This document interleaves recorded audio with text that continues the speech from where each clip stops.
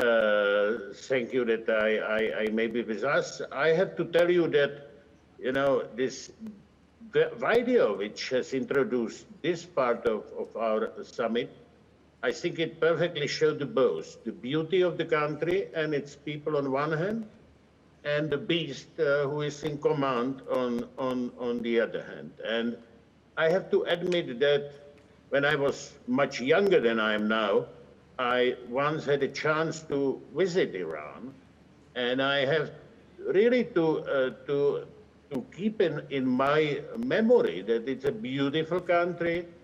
I was impressed by the wisdom of the well-educated ordinary people. I was impressed by the beauty of the nature and the richness of the history. And since that, I do have a kind of a dream about a great country with great culture, with people and leaders who build a pillar of stability and economic prosperity and peaceful cooperation among the nations. A dream about Iran that is a source of wisdom and leadership for others in the Middle East. A dream about Iran that is a non-nuclear, democratic, secular state.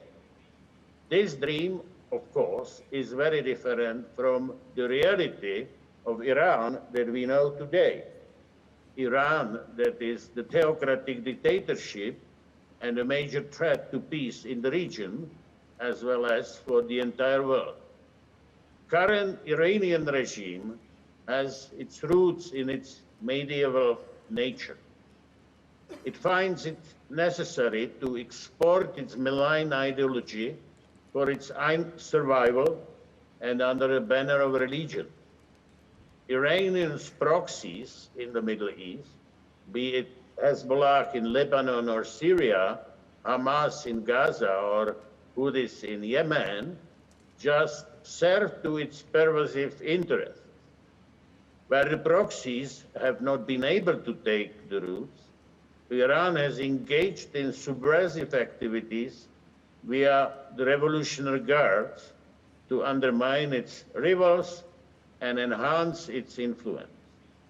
Iranian regime's quest for regional dominance has created tremendous instability in the region and inflamed wars that have left thousands of people killed and dead. In Iran, everything is decided by Khamenei, the supreme leader, no matter who the president is. Therefore, as has been said already, the moderate versus hardliner has been a game to fool the West and buy more time for regime survival. Now that Khamenei is extremely weakened and frightened by a society that is like a powder keg, he has no other choice than to bring up Ebrahim Raisi, his most hardline man, and the internationally recognized murderer. Therefore, in the West, we must finally change our policy. The EU has spent too much time trying to appease Iran and its regime.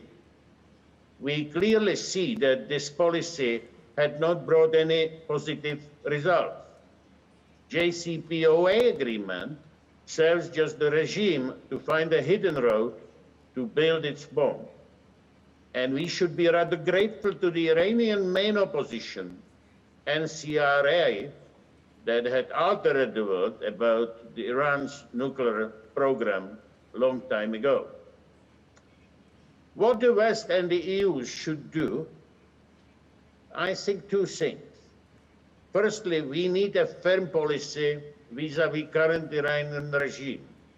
We should have no illusion about its true nature, and this regime must not be our partner. It's an enemy, and I would do my best in the European Parliament to stress this.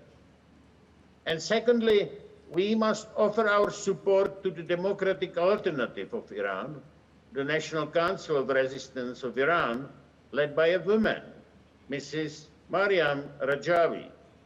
She had a plan for the future of Iran.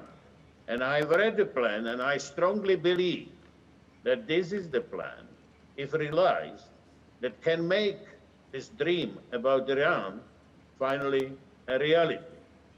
Personally, I was a freedom fighter in Czechoslovakia during its communist regime, and I know how difficult it is to oppose the dictatorship and how costly this resistance is. But also I remember that with the international solidarity, we can achieve a lot. So let me therefore express my support for Mrs. Mariam Rajavi. She is the future of Iran, and she deserves our full support and solidarity. Thank you very, very much.